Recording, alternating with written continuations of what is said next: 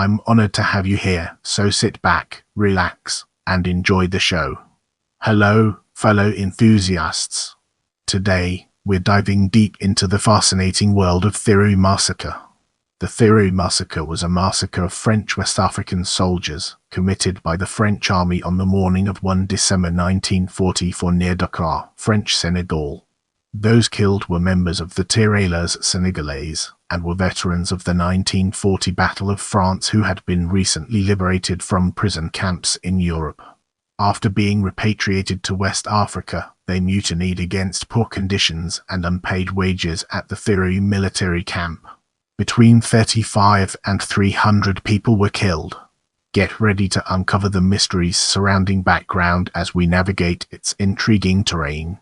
During the Battle of France, around 120,000 soldiers from the French colonies were captured by the German forces. Most of these troops came from the French North African possessions, while around 20% were from French West Africa. Influenced by Nazi racial ideology, German troops summarily killed between 1,000 and 1,500 black prisoners in May and June 1940. Unlike their white compatriots, the colonial prisoners of war were imprisoned in France instead of being brought to Germany. Although they kept colonial troops in France on the pretext of preventing the spread of tropical diseases, the Germans also wanted to prevent the racial defilement Rassenschande of German women outlawed by the Nuremberg laws of 1935. Following the Allied landings in Normandy in June 1944, the African troops interned in frontsligs all over France were liberated by advancing Allied troops and subsequently repatriated to French West Africa.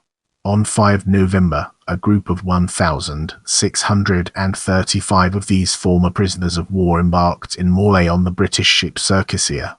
They landed in Dakar on 21 November and were temporarily assigned to the military camp of Thiaroye. Ever since their liberation, discontent had been growing among the former prisoners.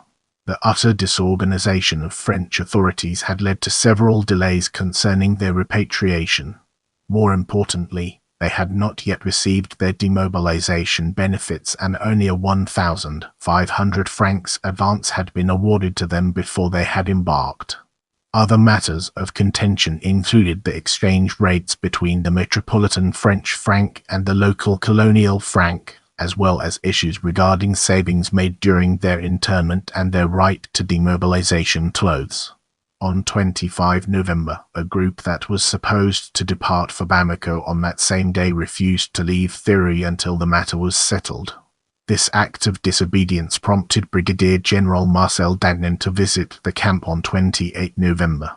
During his visit, Dagnan was shocked by the hostility he encountered. His car was damaged, and he claimed he had been close to being taken hostage by the men. He declared the camp in open mutiny and decided to make a show of force to bring it back under his authority. In this chapter, we'll be shedding light on massacre and its role in shaping our understanding. On the morning of 1 December at 6:30 a.m., 3 companies of the 1st Regiment of Senegalese Tirailleurs and the 7th Regiment of Senegalese Tirailleurs, backed by elements from local National Gendarmerie units, elements from the 6th Regiment of Colonial Artillery and 1 Stuart light tank, entered the military camp in an attempt to end the rebellion. According to official reports, at around 7:30 one of the mutineers pulled a knife but was soon disarmed.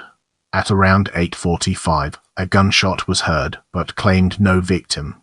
The deadly confrontation occurred around 9:30 amplitude modulation. Accounts vary regarding what ignited the gunfight. According to some versions, it began when one of the mutineers opened fire from one of the barracks, while other versions put the blame on a warning shot fired by a soldier of the repression force to intimidate the mutineers.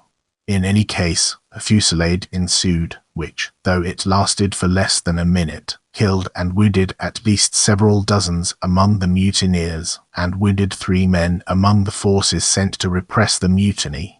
The official report of December 2 states that 24 of the mutineers were killed outright and 45 were wounded, 11 of which subsequently died of their wounds. A report by Dadnan on December 5, however, speaks of 24 killed outright and 46 who later died of their wounds at the hospital, thus totaling 70 deaths. According to an article published in Al Jazeera on 22 November 2013, some veterans later claimed that the death toll actually reached as high as 300 dead. Let's transition to aftermath and uncover its significance. The following year, 34 of the mutineers, who were thought to be the instigators of the insurrection, were tried and given sentences ranging from 1 to 10 years of prison. They were later pardoned as French President Vincent Auriol visited Senegal in March 1947, but they were not exonerated, and the widows of the fallen mutineers of 1944 were never awarded the veteran pensions usually granted to widows of fallen soldiers. After the war ended, the French argued that the tirailleurs were particularly prone to revolt. The French have based this claim on the notion that German soldiers, in an attempt to undermine the loyalty of France's colonial subjects in Africa, had given the tirailleurs favoured treatment as prisoners of war. This ostensibly good treatment of tirailleurs in prisoner of war camps was not, however, based in fact. The Thiaroye massacre is not taught in schools in France, and a Senegalese film about the massacre released in 1988, Camp de Thiaroye, was both banned in France and censored in Senegal. A new generation of French leadership wants to confront the past and even planned to build an exhibition about the incident, which would travel to former French colonies in Western Africa in 2013. While the incident is merely mentioned, there is a military cemetery in Senegal that is unkept and receives no visitors. The cemetery holds the unmarked mass graves of the fallen Senegalese soldiers. The Senegalese army prevents any film or photography of the cemetery, and many locals consider the cemetery to be haunted due to the fallen Senegalese soldiers still awaiting the vengeance of their honor. On July 18, 2024, 6 African riflemen, executed with dozens of others on the orders of French army officers in 1944 in Thiaroye in Senegal, were declared dead for France by the French National Office of Combatants and War Victims. Let's zoom in on art and literature and understand its implications. Senegalese author and filmmaker Ousmane Sembène directed a film, Camp de Thiaroye 1988, documenting the events leading up to the Thiaroye massacre, as well as the massacre itself. The film is considered historical fiction, as the characters are not necessarily based on actual tirailleurs who were killed.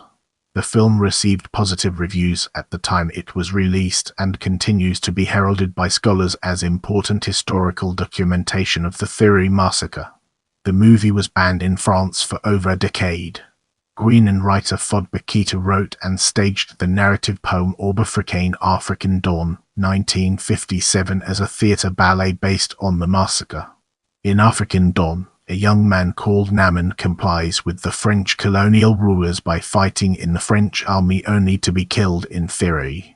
His works were banned in French Africa as he was considered radical and anti-colonial. Senegalese poet Léopold Senghor wrote the poem Thiaroye as a tribute to the victims of the Thiaroye massacre. Share this video with your friends and spread the knowledge.